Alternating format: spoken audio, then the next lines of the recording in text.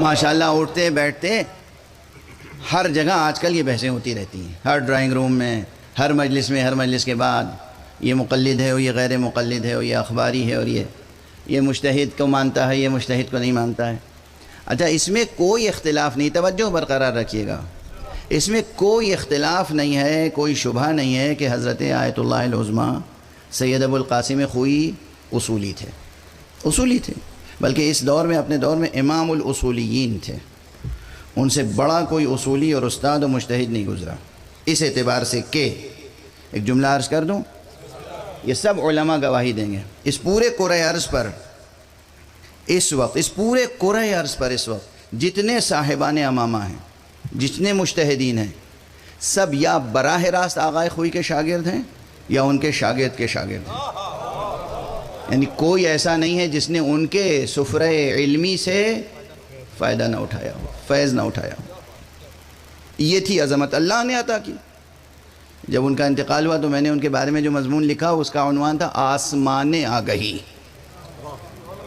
جیسے یہ آسمان پورے کرۂ ارض کو اپنے حلقے میں لیے ہوئے ہیں، ایسے ہی واقعاً انہوں نے اپنے علم سے اس پورے کرۂ ارض پر جتنے مجتہدین، علماء، طلباء، مشتغلین ہیں، سب کو فیض پہنچایا۔ اصولی تھے، کوئی شک نہیں ہے کہ وہ اصولی تھے۔ اچھا، ایک مسئلہ ہے، بالکل یہ حوزوی مسئلہ ہے، شرعی مسئلہ ہے، بیان کر رہا ہوں، یاد رہ جائے گا۔ ایک بہت مشہور بات ہے کہ ایک صرف غسل ہے جس کے بعد وضو کی ضرورت نہیں ہے نماز پڑھنے کے لیے، ٹھیک ہے؟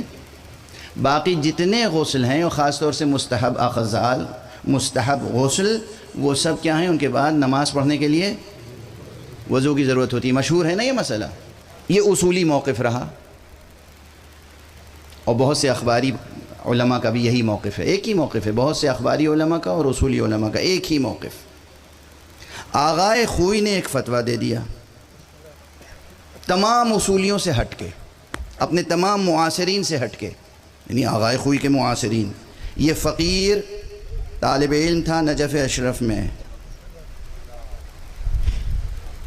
آغائے خوئی کو سے میں نے خود عملاً کسب فیض کیا ہے، ان کے درس خارج میں تو جانے کے لائق نہیں تھا، مگر میں نے انہیں قریب سے دیکھا ہے اور قریب سے ان سے وضو کرنا سیکھا ہے اپنے بچپن میں۔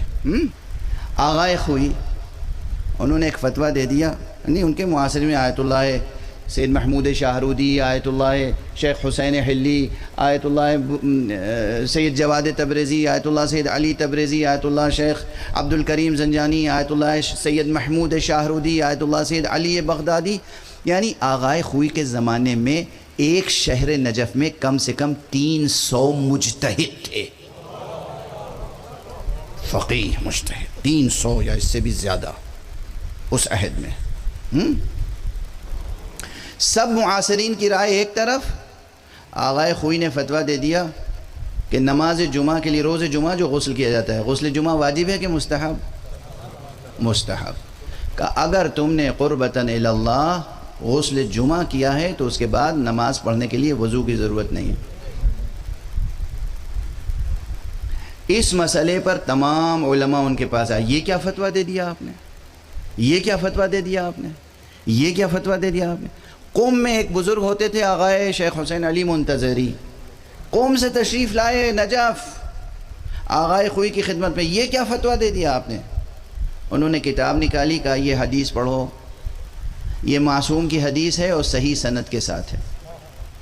اب معصوم کی حدیث پہ عمل کروں یا میں اپنی رائے پر عمل کروں؟ دیکھا آپ نے، اتنا بڑا اصولی مجتہد، ایک حدیث مل گئی، ایک حدیث صحیح السند مل گئی، کا بس ختم، اب ہمارے اجتہاد کی کیا گنجائش ہے؟ اس طرح ہوتا ہے حدیث پہ عمل۔ کس کی مثال ہے؟ ایک اصولی عالم کی، ایک حدیث مل گئی صحیح السند، فتویٰ بدل دیا۔ تو اس لیے میں عرض کر رہا ہوں، جتنے اصولی ہیں سب اہل بیت کے وفادار، ان کی حدیث پر عمل کرنے والے ہیں، اور جتنے اخباری ہیں ان سب کے پاس کچھ نہ کچھ اصول، ضابطے، قاعدے اور قوانین ہیں۔ اس لیے لفظوں کو بت نہ بنائیں، خدا کی خاطر قربت اختیار کریں اور تیاری کریں حضرت صاحب الزمان عجل اللہ تعالی فرجہ الشریف کے استقبال کی اتحاد کے ساتھ۔ صلوات پڑھیں محمد و آل محمد۔